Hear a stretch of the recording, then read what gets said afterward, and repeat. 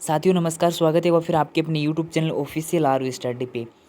23 तारीख को सीईटी को लेकर अधिसूचना जारी होती है, जिसको मैंने शेयर करने के बाद लगातार आपके कमेंट मैसेज आ रहे हैं कि सीईटी क्या है और आने वाली भर्तियों पे इसका किस प्रकार से क्या प्रभाव पड़ेगा, किस प्रकार से इसे लागू किया गया है। अब क्या दो पेपर होंगे तो किस आधार पे होंगे, सीईटी कौन दे सकता है और ये कैसे लागू हुई है, हमें तो कुछ समझ में नहीं आ रहा है सीईटी को लेकर। तो आज की इस वीडियो में आपको सीईटी को लेकर जो भी आपके डाउट है सारे के सारे क्लियर हो जाएंगे। बिल्कुल आपको आसान भाषा में समझाने वाला हूँ। तो एक बार वीडियो को आप लास्ट तक देखोगे तो आपको सीईटी को लेकर जो भी आपका भ्रम है वो सारा दूर हो जाएगा। कुछ भी समझ नहीं पता तो सब कुछ आपको पता चल जाएगा। लेकिन एक बार वीडियो को लास्ट तक जरूर देख लेना और ऑथेंटिक न्यूज़ के लिए आप चैनल को भी सब्सक्राइब कर सकते हो। अब देखो 23 तारीख को इसकी ऑफिशियल अधिसूचना जारी हो जाती है। अभी मैं ये पूरी पीडीएफ अगर आप पढ़ना चाहो तो टेलीग्राम से पढ़ सकते हो। मैंने अभी भी टेलीग्राम से ओपन कर रखी है, वहाँ पे आपको मिल जाएगी। अब ये जो पूरी पीडीएफ है लगभग 5-6 पेज की आपकी पीडीएफ है, इसमें आप पढ़ सकते हो जो भी आपको पढ़ना है। पहले तो मैं बात करता हूँ कि किन किन के ऊपर ये आपकी लागू होती है, किस आधार पे आपकी अब एग्ज़ाम वगैरह आपको आने वाले समय में आयोजित होंगी। तो इसमें देखो यहाँ पे दो अनुसूचियाँ दे रखी हैं। देखो ऊपर एक अनुसूची फर्स्ट दे रखी है जिसमें दे रखा है कि स्नातक स्तर के लिए सीईटी, और नीचे तो दे रखी है यहाँ पे आपको एक और नीचे देखने को मिलेगी अनुसूची सेकंड, इसमें दे रखा है सीनियर सेकेंडरी यानी 12th बेस पे सीईटी। अब सीनियर सेकेंडरी के ऊपर कौन सी भर्तियाँ आएंगी, स्नातक स्तर पे कौन सी भर्तियाँ आएंगी और इसमें किस प्रकार से आपकी एग्जाम वगैरह आपके आगे आयोजित होगी। तो देखो यहाँ पे प्लाटून कमांडेंट से लेकर नीचे पर्यवेक्षक तक की और लेखाकार ये आदि इसमें आपकी ऐड की गई स्नातक स्तर पे भर्तियाँ। अब एक बार मैं आपको बिल्कुल समझाऊंगा, बताऊंगा कि स्नातक स्तर पे किन किन भर्तियों को सीईटी में ऐड किया गया है और 12th बेस पे किन किन भर्तियों को सीईटी के अंदर ऐड किया गया है। पहली बात तो ये। लेकिन अब यहाँ पे आप एक बात समझना कि सीईटी क्या है। पहले तो वो आपको मैं समझा देता हूँ सीईटी क्या है, इसका किस प्रकार से आने वाले समय में प्रभाव पड़ेगा, कितनी एग्जाम वगैरह आपकी आयोजित होंगी। तो देखो अभी मैं आपको यहाँ पे नीचे एक कांस्टेबल का एग्जाम लेके बताता हूँ। नीचे नीचे दे रखा है 7 नंबर पॉइंट पे 12th बेस पे कांस्टेबल भर्ती है, इसको भी सीईटी के अंदर ऐड कर लिया गया है। अभी क्या होगा कि देखो अभी जो पीछे तक भर्तियाँ होती, जैसे अभी 13 से लेकर 16 मई तक जो कांस्टेबल भर्ती की परीक्षा का आयोजन हुआ उसमें आपका एक पेपर हो रहा था पुलिस भर्ती का। लेकिन अभी सीईटी लागू होने के बाद आपके 2 पेपर होंगे। 2 पेपर कैसे होंगे, एक तो आपका जो सीईटी है इसका पेपर होगा और उसके बाद आपकी जो पुलिस का एक अलग से, जो कांस्टेबल का अलग से मुख्य पेपर होता है वो आपका अलग से होगा। अब कांस्टेबल भर्ती का पेपर वही दे सकता है जिसकी सीईटी क्लियर है। अब सीईटी कौन क्लियर करेगा, उसका सिलेबस वगैरह क्या रहेगा वो भी बात करेंगे। लेकिन अगर आपको ये भी समझ में नहीं आ रही तो मैं आपको एक बार बता देता हूँ। जैसे अभी रीट वाला है, रीट वालों को तो आपको आसानी से समझ में आ जाएगी। जैसे अभी 23 और 24 जुलाई को एक रीट आयोजन होनी है, रीट परीक्षा का आयोजन होना है। अब रीट जो क्लियर करेगा, जिसमें रीट में 60% से ऊपर आएंगे वही मुख्य परीक्षा दे सकते हैं। मुख्य परीक्षा जो आपकी जनवरी में होगी यानी 3rd ग्रेड टीचर भर्ती की। तो इसी प्रकार है, आप इसे पात्रता परीक्षा, ये टीचर भर्ती के लिए पात्रता परीक्षा है और ये जो आपकी सीईटी लागू की है ये आपकी इन भर्तियों के लिए पात्रता परीक्षा है। ठीक है, तो इसी प्रकार है सीईटी केवल टीचर भर्ती के लिए रीट जो है वो केवल टीचर भर्ती के लिए पात्रता परीक्षा, और सीईटी में अंदर आपकी इन 6-7 भर्तियों को 12th बेस पे ऐड कर दिया है, इतनी भर्तियों को आपकी स्नातक स्तर पे ऐड कर दिया है। ये आपको फ़ायदा होगा। एक पात्रता आप क्लियर करोगे तो इतनी भर्तियों के अंदर आप एलिजिबल हो जाओगे, इसकी मुख्य परीक्षा आप दे सकते हो।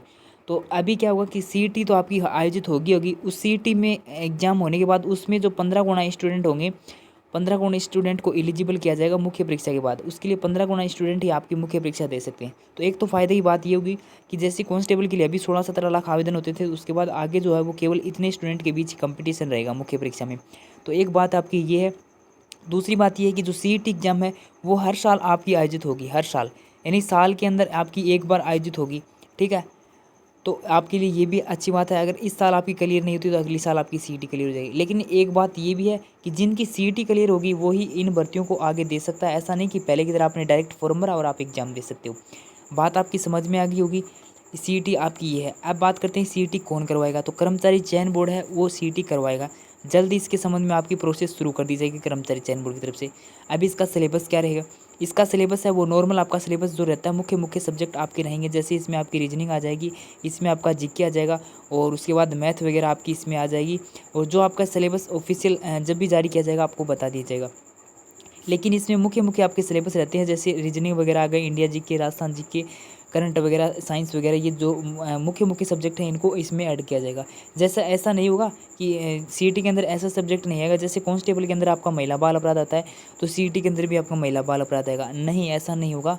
महिला बाल अपराध जो आएगा वो आपको कांस्टेबल की जो मुख्य परीक्षा होगी उसके अंदर ही आपका आएगा। सीईटी में केवल जो मुख्य मुख्य सब्जेक्ट है वही आपके होंगे। ठीक है, ये आपको समझ में आ गया होगा। अब मैं आपको एक बार फिर से एक न्यूज़पेपर की जो न्यूज़ है उसकी तरफ लेके चलता हूँ, उससे आपको और आसान भाषा में समझ में आ जाएगा। देखो ये जो न्यूज़पेपर की कटिंग है इससे आपको और आसान भाषा में समझ में आ जाएगा। बाकी आप वो पीडीएफ पढ़ना चाहो तो आपको टेलीग्राम पे अवेलेबल है, वहाँ पे आप पढ़ सकते हो। पेपर लीक के बाद कांस्टेबल भर्ती में अब सीईटी शामिल 2 पेपर देने पड़ेंगे। अब आपको 2 पेपर देने पड़ेंगे। पहले जो सीईटी थी इसकी क्या थी, 3 साल तक वैधता थी, 3 साल तक एलिजिबल रहते थे आप अगर आपने एक बार क्लियर कर दी तो। लेकिन अभी क्या केवल 1 साल है और पर साल आपकी ये सीईटी है इसका आयोजन होगा। उसके बाद नीचे मैं आपको लेके चलता हूँ पूरी ये कंप्लीट न्यूज़ आपको मैं बताऊँगा क्योंकि इसमें बहुत कुछ आपको समझ में आ जाएगा। अब पहले देखते हैं कि सीनियर सेकेंडरी यानी 12th बैच पे कौन कौन सी भर्तियाँ हैं जो सीईटी के अंदर ऐड होने वाली हैं। ठीक है, तो वो यहाँ पे आपके सामने की 12th बैच पे कौन कौन सी भर्तियाँ सीईटी के अंदर शामिल किया गया है। इसमें आपकी वन रक्षक है, छात्रावास अधीक्षक की है, सचिवालय सेवा लिपिक ग्रेड द्वितीय अधीनस्थ कार्यालय लिपिक वर्गीय और सेवा कनिष्ठ सहायक, आरपीएससी लिपिक वर्गीय सेवा लिपिक ग्रेड द्वितीय, आबकारी अधीनस्थ सेवा जमादार ग्रेड द्वितीय, पुलिस अधीनस्थ सेवा यानी कांस्टेबल पदों के लिए सीईटी के लिए जरिए भर्ती होगी। अब इनके अंदर आपकी भर्ती है वो करवाई जाएगी। उसके बाद कांस्टेबल भर्ती के प्लाटून कमांडो भर्ती के नए सिरे में शामिल किया जाएगा। उसके बाद स्नातक स्तर पे कौन कौन सी भर्तियां होंगी, तो स्नातक स्तर पे यहाँ पे जो आपकी भर्तियां दे रखी प्लाटून कमांडर अधीनस्थ सिंचाई सेवा जिलादार, और उसके बाद कनिष्ठ लेखाकार तहसीलदार राजस्व लेखाकार, महिला अधिकारिता अधीनस्थ सेवा महिला पर्यवेक्षक, जो सुपरवाइजर वगैरह की जो वैकेंसी आती हैं वो अधिकारिता एकीकृत बाल विकास सेवा के पर्यवेक्षक और कारागार अधीनस्थ सेवा के उप जेलर, समाज कल्याण विभाग के अधीनस्थ सेवा के छात्रावास अधीक्षक ग्रेड द्वितीय के पद इसमें से भरे जाएंगे। ये जो पोस्ट हैं ये आपकी स्नातक स्तर के अंदर शामिल की गई हैं सीईटी के अंदर। उसके बाद यहाँ पे एक बार ऊपर देखते हैं कि पटवारी और वीडियो को इसके अंदर शामिल नहीं किया गया है। 23 जून को आदेश में शामिल सीनियर सेकेंडरी स्तर पे भर्तियों की लेब इंचार्ज ये जो भर्ती थी एलडीसी वगैरह सीईटी को दायरे से बाहर रखा गया है। इन्हें जैसे पंचायती राज की जो आपकी पटवारी और जो वीडियो की भर्ती है इनको और एलडीसी की भर्ती को इनको बाहर कर दिया गया है सीईटी से। अभी ये इसी आधार पे होंगे जैसे वर्तमान में आपकी पटवारी की एग्जाम अभी पीछे आयोजित हुई है और वीडियो की वगैरह होने वाली है, इसके आधार पे एलडीसी की जो तैयारी है उसी प्रकार से आपकी एलडीसी की भर्ती होगी। स्नातक स्तर पर भर्ती है वो टैक्स असिस्टेंट और जिला उद्योग अधिकारी, उद्योग निरीक्षक, प्रबंधक, उद्योग ट्रेनिंग और ये जो इस प्रकार के जो सुपरवाइजर वगैरह राजस्व विभाग, पटवारी, ग्राम विकास अधिकारी सीईटी से दायरे से बाहर कर दिया गया है। अब आपको पता चल गया होगा किन किन को शामिल किया गया है, किन किन को शामिल नहीं किया गया है। अब यहाँ पे कर्मचारी चयन बोर्ड के जो अध्यक्ष हैं हरिप्रसाद शर्मा, उनकी तरफ से कहा गया है कि जल्द प्रक्रिया आरंभ करने का प्रयास है वो किया जाएगा ताकि अभ्यर्थियों को राहत मिले। इसकी जल्द प्रक्रिया है वो शुरू कर दी जाएगी। पहले इसकी पात्रता जो होती थी उसकी 3 साल से घटाकर अभी की पात्रता है वो 1 साल कर दी गई है। पर साल इसकी परीक्षा का आयोजन होगा और 1 साल तक इसकी आपकी पात्रता रहेगी। एक बार आपने अगर एलिजिबल हो गया, पास कर दी, तो आप 1 साल तक जो भी आपकी भर्तियाँ आएंगी उस लेवल की, यानी अगर स्नातक स्तर पे आप पास करते हो तो स्नातक स्तर की जो भी भर्ती आएगी आप उसके लिए एलिजिबल हो जाओगे। आ गई होगी सारी की सारी बात समझ में। अगर अब भी कोई डाउट है तो आप कमेंट कर सकते हो, उसके बाद आपको उसका रिप्लाई मिल जाएगा।